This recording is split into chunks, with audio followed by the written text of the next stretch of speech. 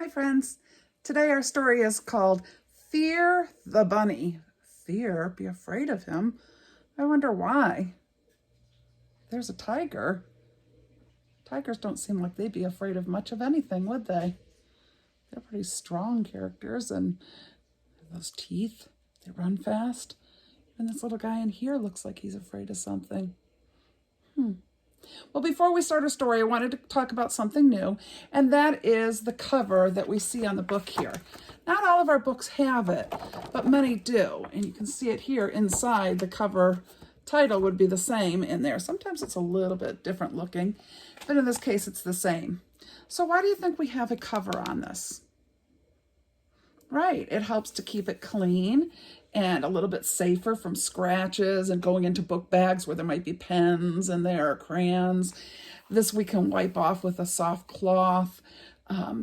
So it just helps to protect the book a little bit more. So there's a couple names for this. Some people call it a cover, a book cover, a book jacket, kind of like a jacket protects us from the weather.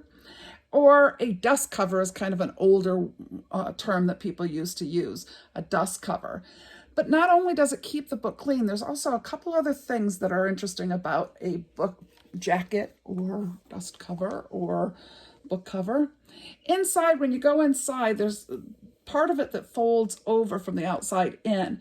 And on the inner part of the front is where the author and the publisher come up with a way to describe the book a little bit without giving away the whole story.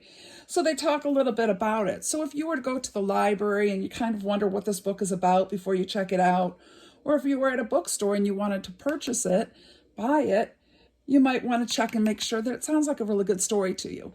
So you can read that here on the front flap. If you go to the back flap here, this is where the author and the illustrator have a chance to tell you pretty much anything they want to. They can tell you about their family, their pets, their other books that they've written or illustrated, anything they want to tell you about themselves. Sometimes people put a picture of themselves there or them and their families. It's just a chance for you to get to know the author and illustrator. And also, if you really like the book, if they mention others that they've written or illustrated, you might want to check those out too. So that is why they put that information on the inside cover flap on the back. So now you know a little bit more about the, what do we call this? Book cover. What else? Dust jacket and just a book jacket, book cover. Yes. All right, Fear the Bunny is our title today. I don't know why we're going to fear him, but let's see. Him, them, bunnies. Looks like just a lush little forest area there. Nothing going on. Safe enough. What page is this? Title page. Good, there's our title. Author, illustrator, publisher that made the book. And there's the tiger looking out just to see what's going on. Nothing so far. Let's see what happens. Bunnies, bunnies, burning bright in the forests of the night. Oh, they're telling this poem here. A poem, a story that rhymes. Excuse me, that's not how it goes, he says. It's tiger, tiger, burning bright in the forests of the night. Have you heard the poem before? Do you know how it goes? Here, it's bunnies, bunnies, says the squirrel. That's ridiculous. The poem is about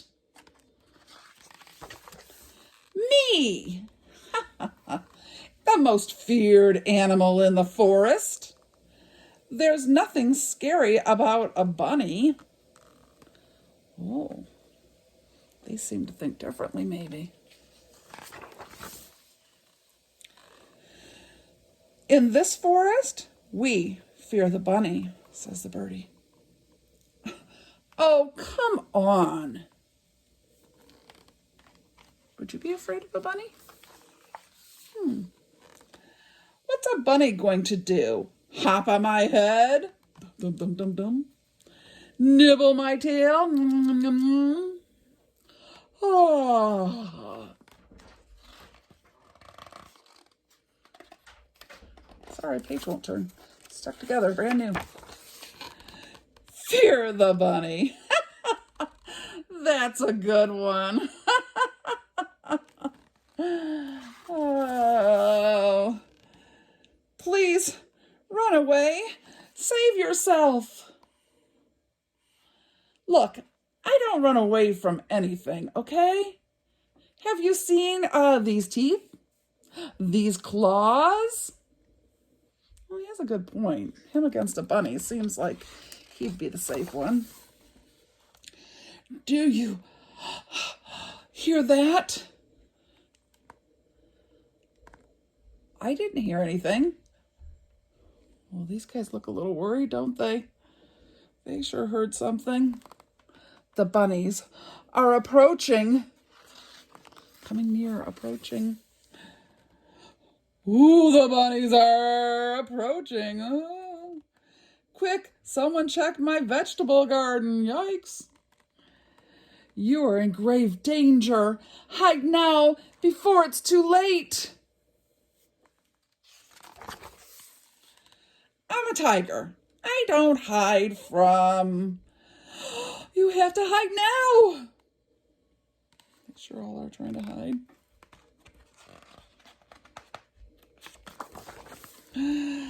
I can still see your tail. I guess he decided he better hide because all the rest were. How about now? Shh, the bunnies are here. Do you see his tail? Just a little bit. The bunnies are here. That's it. You've got to be kidding me.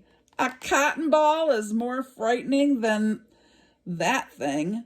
What is he gonna do? Cute me to death? It's kind of cute. One, maybe, no problem. But they did say bunnies, didn't they? Uh-oh. Thump, thump, thump, thump, thump, thump, thump. And they come in the night with headlights on their heads so they can see. Whoa! Run. Luckily, there's a fork in the road. Hopefully they go one way and he goes the other. Bunnies, bunnies, burning bright. Notice he's convinced now that the bunnies are a little bit worrisome. He's reading the story and all the friends are listening, including other tigers. Sometimes the smallest things can be the fiercest things. Don't take for granted. Don't believe just what you think because of size. And so they changed the poem to be bunnies, bunnies, burning bright in the forest of the night.